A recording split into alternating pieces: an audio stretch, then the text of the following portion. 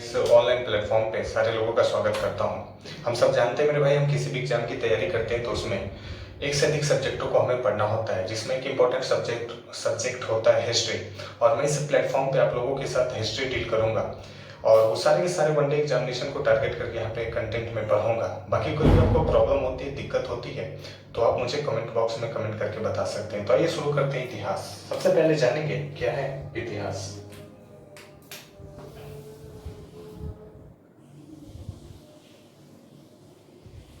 इतिहास हम सब जानते हैं, जो हिस्ट्री है एक ग्रीक वर्ड, यूनानी शब्द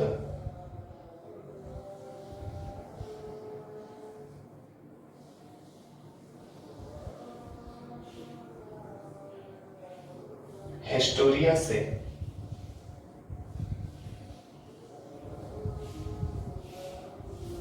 बना है। जो हिस्ट्री है वो हिस्टोरिया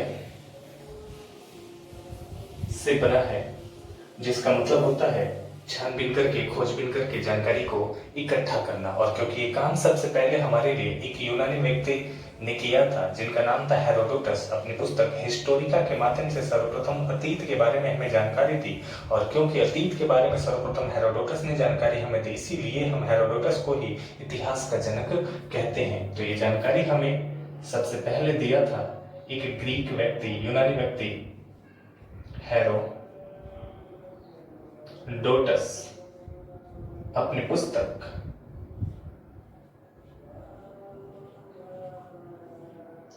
हिस्टोरिका के माध्यम से।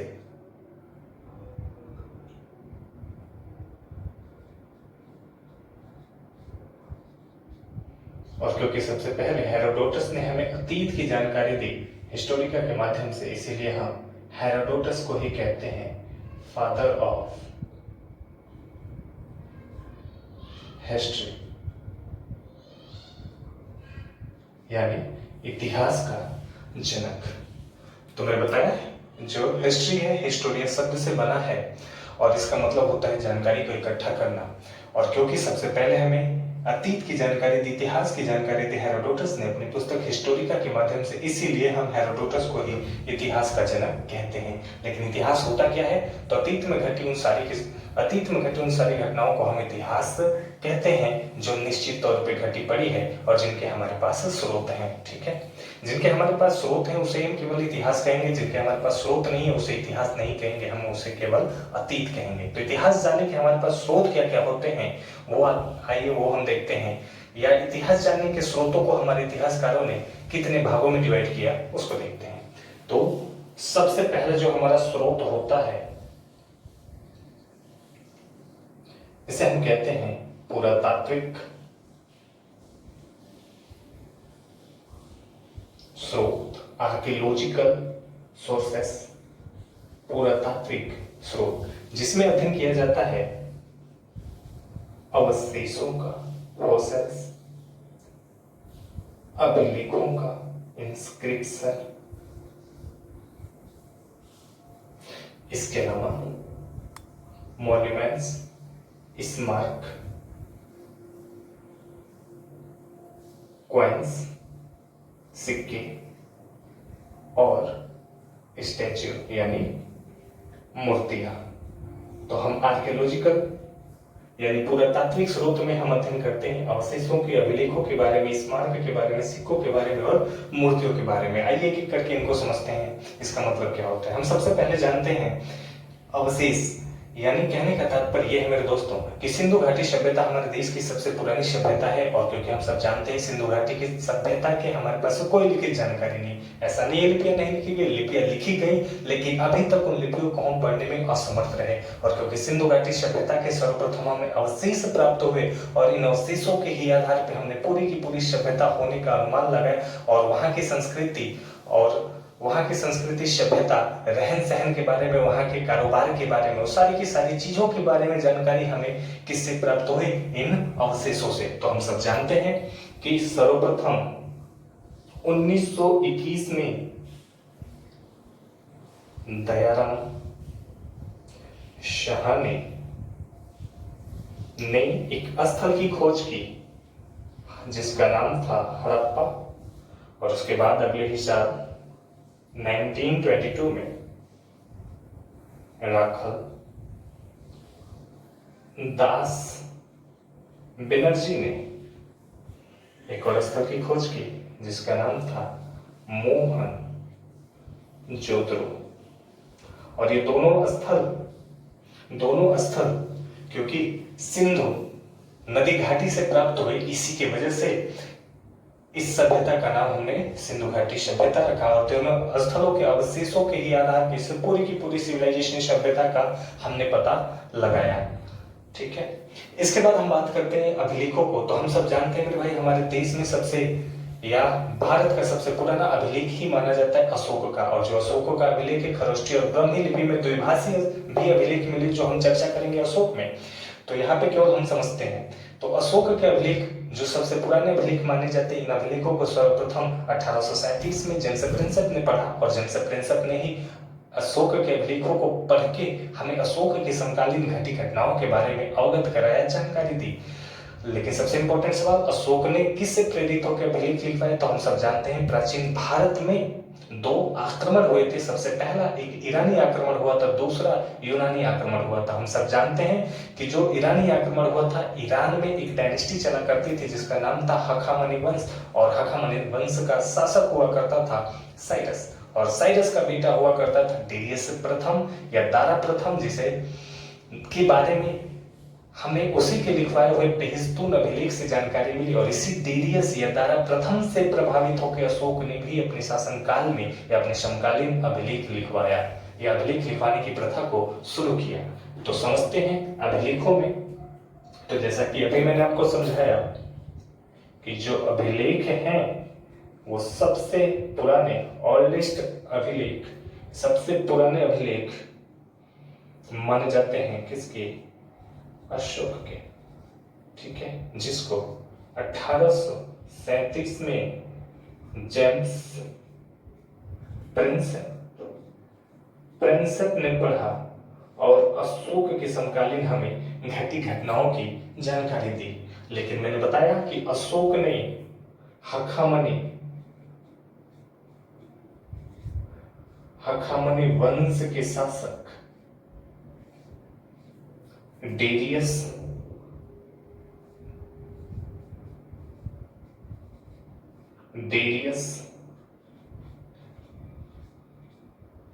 प्रथम के बेहिस्तून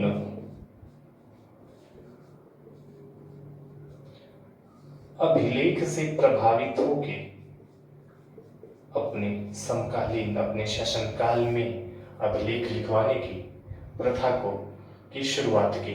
ठीक है, मैंने बताया हखामनी वंश जो ईरानी डायनेस्टी है, जिसका शासक साइरस हुआ करता था, और साइरस का ही बेटा डेरियस प्रथम हुआ करता था। यह हमारे इतिहासकारों ने इसे दारा फर्स्ट के नाम से, प्रथम के नाम से बताया। यह हमारे इतिहास में दारा प्रथम के नाम से भी जाना जाता है, जिसके बारे में हमें जानकारी मिला बेहिस्तून अभिलेख से। इसी से प्रभावित होकर अशोक ने अपने शासनकाल में अपने समकालीन अभिलेख लिखवाने की प्रथा को शुरू किया। इसके बाद स्मारक की बात करें दोस्तों, तो हम सब जानते हैं कि हमारे पास ताज महल है, लाल किला है,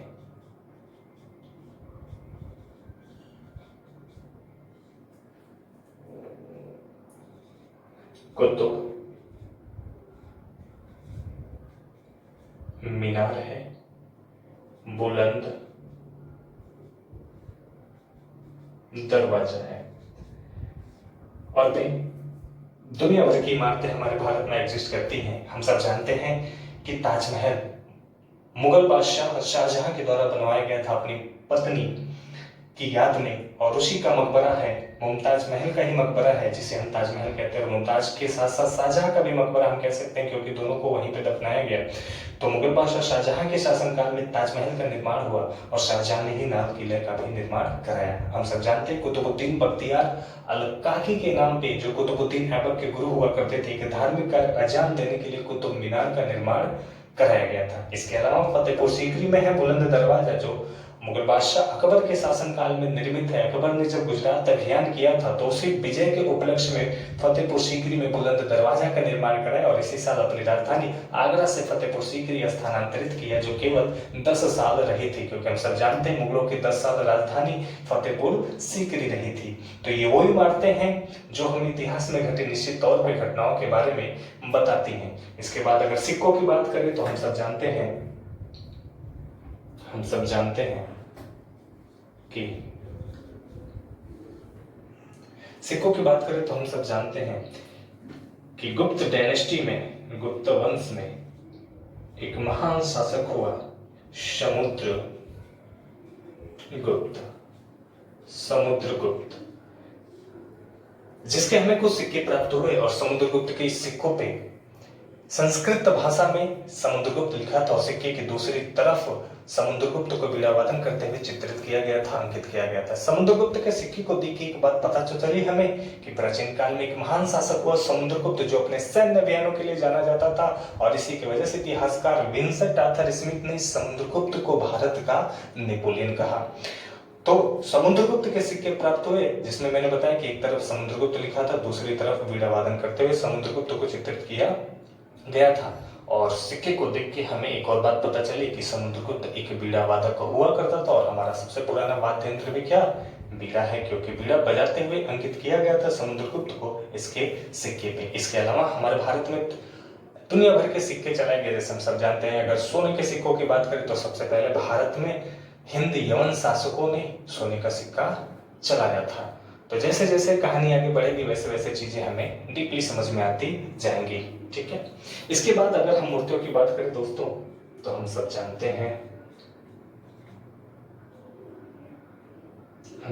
हैं कि सिंधु घाटी सभ्यता से ही हमें पशुपति नाथ की मूर्ति प्राप्त हुई, पुरोहित राजा की मूर्ति प्राप्त हुई, नृत्य करती बालिका की मूर्ति प्राप्त हुई। ये सारी की सारी मूर्तियां हमें सिंधु घाटी सभ्यता से प्राप्त हुई। तो कहने का मतलब ये सारे के सारे वो स्रोत हैं, ये सारे के सारे वो साक्ष्य हैं जो हमें इतिहास में घटे निश्चित तौर पर घटनाओं के बारे में जानकारी देते हैं। इसके बाद अगर दूसरे स्रोतों के बारे में चर्चा करें तो इस प्रकार है, ठीक है। जो दूसरा स्रोत हमारा होता है उसे हम कहते हैं साहित्यिक स्रोत।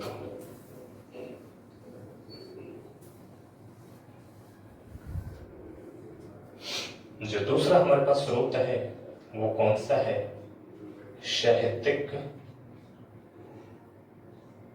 स्रोत, जिससे हम दो भागों में डिवाइड करेंगे, एक धार्मिक रिलीजियस और दूसरा गैर धार्मिक या नॉन रिलीजियस। अगर धार्मिक की बात करें तो हम सब जानते हैं हमारे पास धार्मिक पुस्तकों में वेद है, पुराण है, उपनिषद है, इसके अलावा रामायण है और महाभारत है।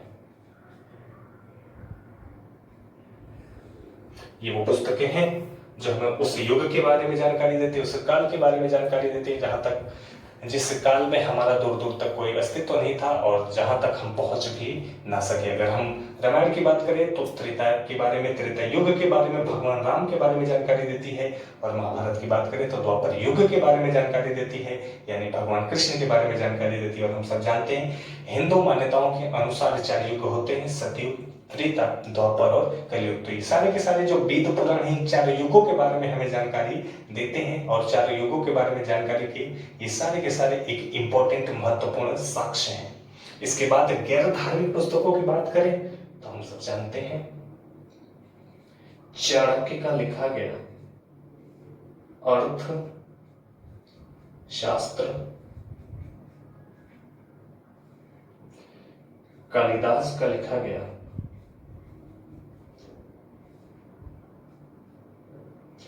अभिज्ञान, शकुंतलम,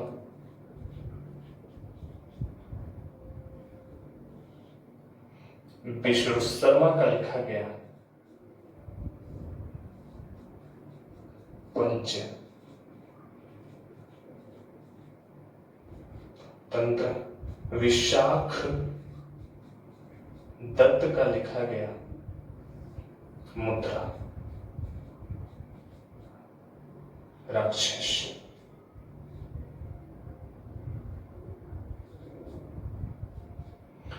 ये सारी की सारी इंपॉर्टेंट पुस्तकें हैं जो हमें जानकारी देती हैं इतिहास के बारे में। अगर चाणक्य की बात करें तो हम सब जानते हैं मौर्य काल से संबंधित हैं और चंद्रगुप्त मौर्य के ही गुरु हुआ करते थे चाणक्य, जिन्होंने इकोनॉमिक यानी अर्थशास्त्र की पुस्तक लिखी। और इस अर्थशास्त्र के माध्यम से हम सब जानते हैं इस अर्थशास्त्र में चाणक्य ने चंद्रगुप्त मौर्य के समकालीन घटी घटनाओं की जानकारी हमें दी। इसके अलावा महाकवि कालिदास जो हम सब जानते हैं विक्रमादित्य के दरबार में नवरत्नों में से एक रत्न हुआ करते थे। और अभिज्ञान शकुंतलम हम सब जानते हैं दुष्यंत और शकुंतला के प्रेम प्रसंगों का वर्णन किया था अभिज्ञान शकुंतलम में।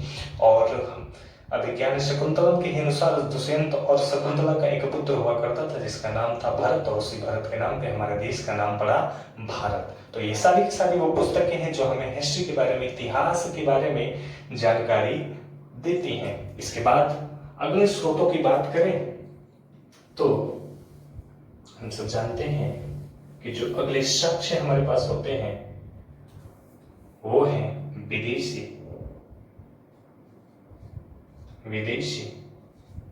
यात्रियों का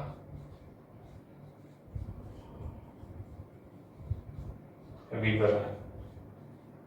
हम सब जानते हैं प्राचीन काल से हमारे देश में काफी सारे विदेशी यात्री आए और भारत में रहे, और भारत से जाने के बाद अपनी पुस्तक के माध्यम से भारतवर्ष के बारे में काफी सारी इंपॉर्टेंट बातें लिखी। और उन शासकों के शासनकाल के बारे में, भारत की संस्कृति के बारे में, भारत की सभ्यता के बारे में और कारोबार के बारे में, भारत के शासकों के बारे में काफी सारी बातें लिखी हैं। अगर एग्जाम्पल से समझे तो हम सब जानते हैं कि जब गुप्त वंश का शासक या महान शासक कह सकते हैं चंद्रगुप्त विक्रमादित्य जब शासन कर रहा था तो चंद्रगुप्त विक्रमादित्य के ही शासनकाल में एक चीनी यात्री भारत आया जिसका नाम था फाहियान।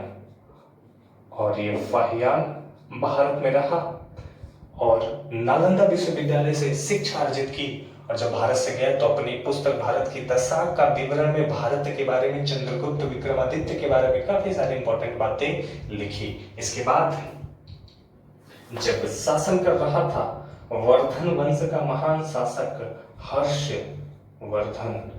हर्षवर्धन या पुष्यभूति वंश भी कहते हैं, तो इसके भी दरबार में एक और चीनी यात्री का आगमन हुआ जिसका नाम था वेन शोंग। और इसने अपनी पुस्तक सियुकी के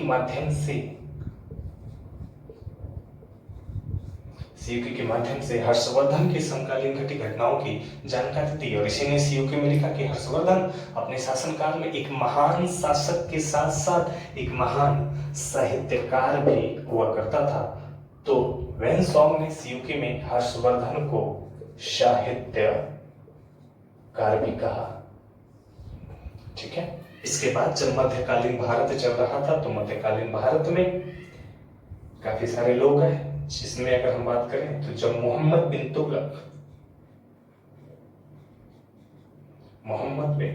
तुगलक जब शासन कर रहा था तो मोहम्मद बिन तुगलक के दरबार में अफ्रीका के मोरक्को से एक अफ्रीकी यात्री आया जिसका नाम था इब्न बतूता।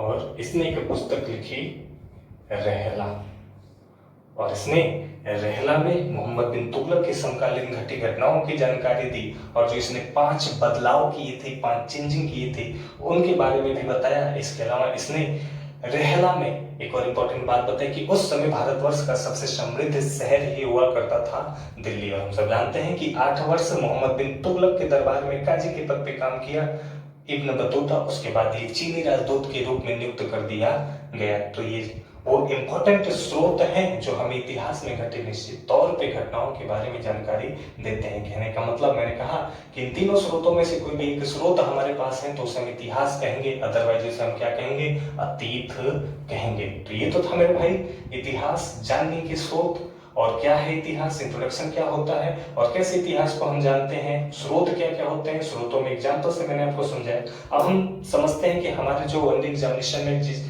अगर हम किसी भी एग्जामिनेशन को टारगेट करते हैं तो उसमें हमें अपने सिलेबस में क्या क्या डिस्कस करना है, क्या क्या हमें पढ़ना है। उम्मीद करता हूँ यहाँ तक ये बातें समझ में आई होंगी और आप अपने नोट खुद ही प्रिपेयर करेंगे।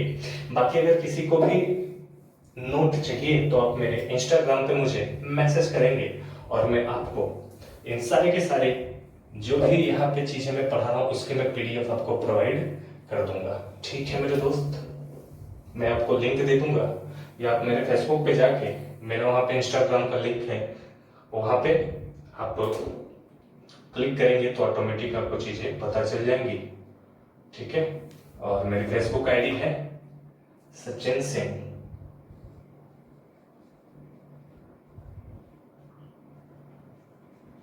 $00,555, ठीक है, @gmail.com। यहाँ पे आपको लिंक मिल जाएगा मेरे इंस्टाग्राम का, और वहाँ पे आप मुझे मैसेज करेंगे, आपके जो भी डाउट है मैं वहाँ पे आपके सारे के सारे डाउट भी सॉल्व कर दूंगा। चलिए बात करते हैं हमारे सिलेबस में हमें पढ़ना क्या है। इंडियन हिस्ट्री, भारतीय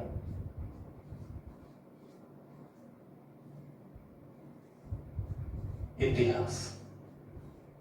ठीक है, भारतीय इतिहास को या इतिहास को हमारे इतिहासकारों ने 3 भागों में बांटा।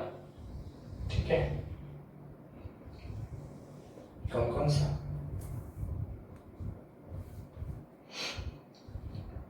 प्रागैतिहासिक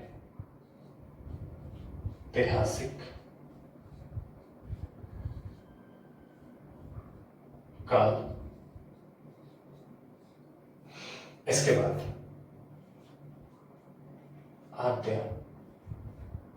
ऐतिहासिक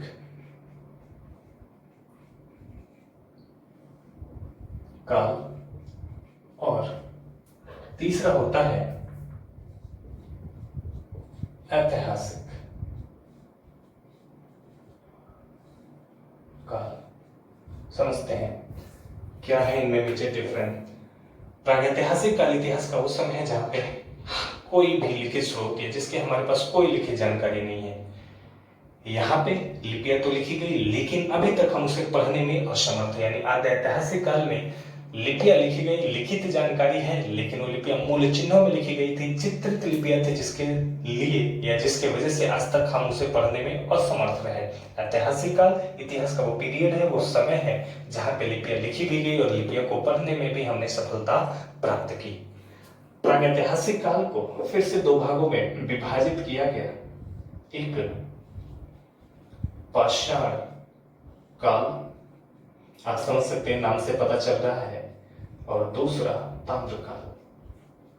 यहाँ पे जो मानव ना कह के आदिमानव कहें तो उचित होगा, जो आदिमानव हुआ करते थे वो पत्थरों में जिया करते थे, पत्थरों में अपना जीवन यापन किया करते थे, और पत्थरों के ही औजार बना के उन्होंने शिकार करने की भी शुरुआत कर ली थी। और हम सब जानते हैं ताम्रकाल, क्योंकि सबसे पहले मनुष्य ने जो धातु खोजी थी वो क्या थी, तांबा थी। और क्यों सबसे पहले मनुष्य ने तांबा ही खोजा था, क्योंकि हम सब जानते हैं तांबा हल्की धातु होता है और जमीन के ऊपरी सरफेस में आसानी से प्राप्त हो जाया करता था। इसी की वजह से मनुष्य की सबसे पहली खोजी क्या थी, तांबा थी।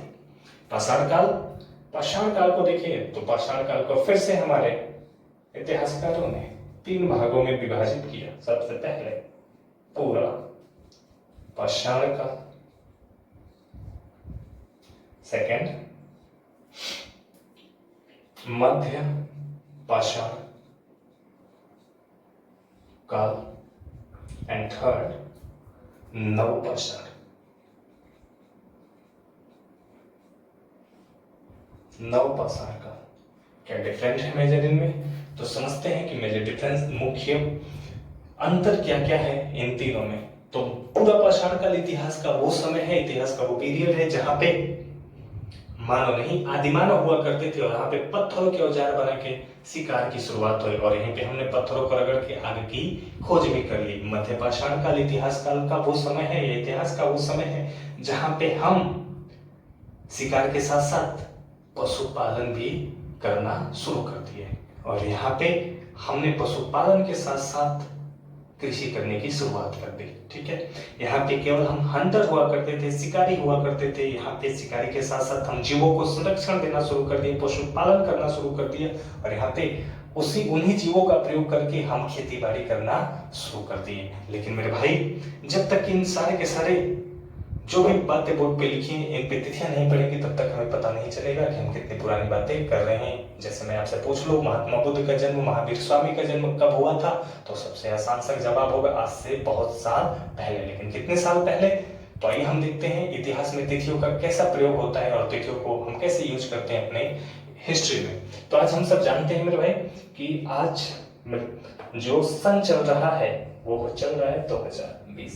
किस कैलेंडर के अनुसार? ग्रेगोरियन कैलेंडर के अनुसार, जो हमारा इंग्लिश कैलेंडर है। ग्रेगोरियन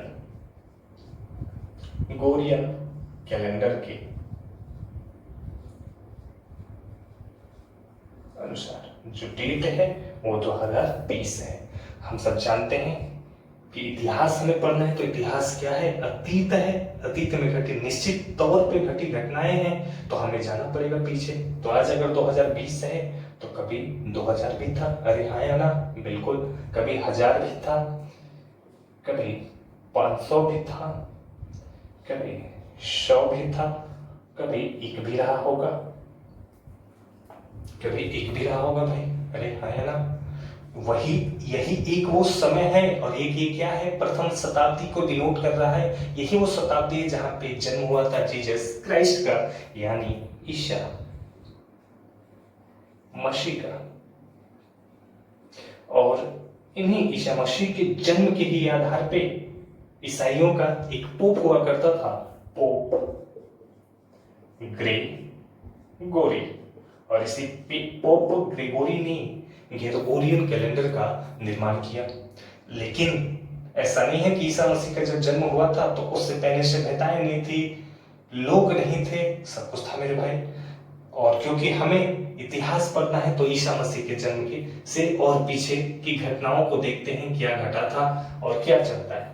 तो ईसा मसीह के जन्म लेने से 100 साल पहले, 500 साल पहले, 1000 साल पहले, 2000 साल पहले, 2500 साल पहले, 5000 साल पहले या एक अनिश्चित काल साल पहले।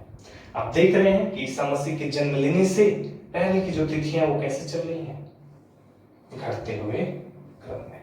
लेकिन ईसा मसीह के जन्म लेने के बाद की जो तिथियां हैं वो कैसे बढ़ते हुए क्रम में। तो जो ईसा मसीह के जन्म के पहले की बातें हैं उसे हम बीसी से डिनोट करते हैं, बिफोर क्राइस्ट कहते हैं या ईसा पूर्व कहते हैं। जो ईसा मसीह के जन्म लेने की बाद की बातें हैं उसे एडी से डिनोट करते हैं या एनो डोमिनी कहते हैं या इसे हिंदी में ईस्वी कहते हैं। उम्मीद करता हूं इतनी बातें समझ में आपको आई होगी, इतनी बातें आपको समझ में आई होगी। ठीक है, यहां तक सारी चीजें आपको दिख रही हैं। एक बार समझिए मैंने बोर्ड पे क्या क्या चीजें लिखा है। ठीक है, तो यहां तक कोई दिक्कत तो नहीं होगी आपको। आगे चलते हैं। इसके बाद हम सब जानते हैं कि जब ईसा मसीह के जन्म लेने के 78 साल बीत चुके थे, यानी सन कौन सा चल रहा था? 78 ईस्वी। सन कौन सा था? 78 ईस्वी। और जब सन चल रहा था 78 ईस्वी तो उसी समय एक और कैलेंडर की शुरुआत हुई और उसकी शुरुआत करने वाला शासक था कनिष्क, जो कुषाण वंश का हुआ करता था। कुषाण वंश का हुआ करता था कनिष्क, और इसी कनिष्क ने शकों का संहार करके शक संवत चलाया, जो हमारा राष्ट्रीय कैलेंडर है, जो हमारा राष्ट्रीय कैलेंडर है। एक और कैलेंडर की हमारी शुरुआत हुई कब? ईसा मसीह के जन्म लेने से पहले। कितने पहले? तो 57 BC में। यानी कहने का तात्पर्य कि जब ईसा मसीह के जन्म लेने में 57 साल रह गए थे, तब उज्जैनी के शासक हुआ करते थे विक्रम। उज्जैनी के शासक हुआ करते थे विक्रम, और इन्हीं विक्रम ने विक्रम संवत चलाया। विक्रम संवत चलाया, ठीक है, विक्रम संवत चलाया, जो हमारा हिंदू कैलेंडर माना जाता है, जो हमारा हिंदू कैलेंडर है। ठीक है, तो मैंने बताया कि ग्रेगोरियन कैलेंडर, इसके अलावा 78 ईस्वी में कुषाण वंश के शासक कनिष्क ने शक संवत चलाया, और उसके बाद 57 ईसा पूर्व विक्रम, जो विक्रमादित्य भी कहलाते हैं, उज्जैनी के शासक हुआ करते थे, और इन्होंने विक्रम संवत चलाया, जो हमारा क्या है? हिंदू कैलेंडर है। ठीक है, समझ गए इतनी बात? अब क्वेश्चन क्या पूछ लिया, इसको बताने का कारण क्या था? क्वेश्चन क्या पूछ लिया? क्वेश्चन पूछ लिया कि भाई आज जो 2020 चल रहा है, आज जो सन चल रहा है 2020, ये 2020 विक्रम संवत के अनुसार कौन सा समय होगा या कौन सा सन होगा? तो आप सब जानते हैं कि इसमें हमें क्या जोड़ना है? 2020 में 57 को प्लस कर देना है, तो 7 2077 सॉरी विक्रम संवत के अनुसार ये सन कौन सा चल रहा है? 2077। एक बार एग्जाम में क्वेश्चन पूछ लिया था कि 1947 में जब हमारा देश आजाद हुआ था, तो उस समय विक्रम संवत के अनुसार कौन सा सन होगा, और आपको डिफरेंट 4 ऑप्शन मिल जाएंगे। अब आप समझ सकते हैं कि कैसे हमें तिथियां निकालनी है, या अगर ऐसा कभी क्वेश्चन पूछ लिया तो हमें आंसर कैसे करना है। अगर आपसे कभी पूछ ले कि शक संवत के अनुसार 2020 जो आज चल रहा है, शक संवत के अनुसार कौन सा संवत होगा, तो आप मुझे कमेंट बॉक्स में इसका आंसर करेंगे। ठीक है, अब समझते हैं चीजें। यहाँ पे मैंने डेट लिख दिया। अगर मैं आपसे पूछूं कि महावीर स्वामी का जन्म कब हुआ था, तो आप सब जानते हैं कि महावीर स्वामी का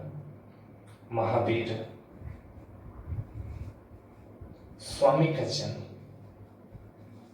540 BC में हुआ था। 540 BC में हुआ था। क्या है ये 540 BC?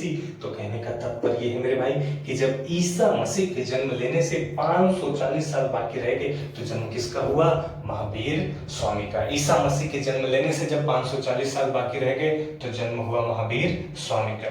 और इनकी मृत्यु कब हुई? तो जब ईसा मसीह के जन्म लेने में 468 साल बाकी रहे, तो इनकी क्या हो गई? मृत्यु हो गई। इनकी क्या हो गई? मृत्यु हो गई। कहने का मतलब कि क्या है, ये डेटें क्या इंडिकेट कर रही हैं? तो ये डेटें बता रही हैं कि ईसा मसीह के जन्म लेने में इतने साल बाकी थे, तो इनका जन्म हुआ, और जब ईसा मसीह के जन्म लेने में इतने साल बाकी रह गए, तो इनकी क्या हो गई? मृत्यु हो गई।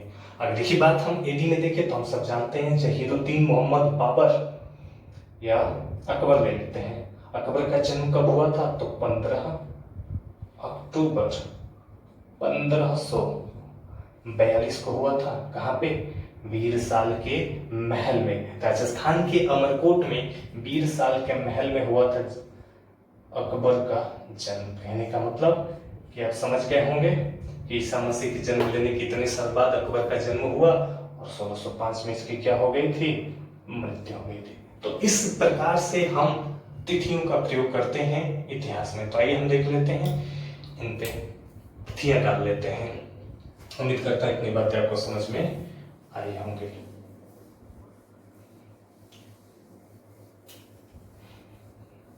चलिए जी आगे बढ़ते हैं। जो पूरा पाषाण काल रहा मेरे दोस्तों, ये एक अननोन पीरियड से, अनिश्चित काल से लगभग 8000 ईसा पूर्व तक चला। मध्य पाषाण काल 8000 बीसी से लगभग 4000 बीसी तक चला। नवपाषाण काल 4000 बीसी से लेके 2500 बीसी तक चला। ठीक है, लेकिन जब ईसा मसीह के जन्म लेने में 3000 साल बाकी रह गए तो मनुष्य ने खोजा तांबे को, और 3000 से लगभग 2000 का जो समय माना जाता है ताम्र काल माना जाता है। ठीक है, इसके बाद जब ईसा मसीह के जन्म लेने में 2500 साल बाकी रहे तो मनुष्य ने लिपियां लिखनी शुरू कर दी। और अभी हमने बात किया कि यहाँ पे कोई लिपियां नहीं लिखी गई, इसकी जानकारी हमें किससे मिलती है? अवशेषों से। और जब लिपियां लिखनी शुरू कर दी तो हम कहाँ पे पहुंच गए? आद्य ऐतिहासिक काल में। और आद्य ऐतिहासिक काल में हम अपने देश की दो सिविलाइजेशन, दो सभ्यता को पढ़ेंगे, जिसमें सबसे पहले होगा इंडस वैली सिविलाइजेशन, सिंधु घाटी सभ्यता। और हम सब जानते हैं कि इसका जो टाइम पीरियड है हमारे इतिहास में, लगभग अलग अलग इतिहासकारों का अलग अलग मत है, लेकिन जो वैलिड पॉइंट माना जाता है वो 2500 से 1750 माना जाता है। किसने क्या मत दिया, हम बात करेंगे सिंधु घाटी, तो उसमें हम डिटेल में देखेंगे। उसके बाद हम सब जानते हैं 1750 में एक सभ्यता बाढ़ आने के कारण नष्ट हो गया। उसके बाद हमारे देश में आर्यंस आए और आर्यों ने आके वैदिक सभ्यता बसाया, जो एक ग्रामीण सभ्यता हुआ करती थी। और सिंधु घाटी सभ्यता एक शहरी सभ्यता हुआ करती थी। यहाँ पे सिंधु घाटी सभ्यता में जो प्रथा चला करती थी, हम सब जानते हैं मातृसत्तात्मक हुआ करती थी, लेकिन जैसे ही आए आर्य तो यहाँ पे पितृसत्तात्मक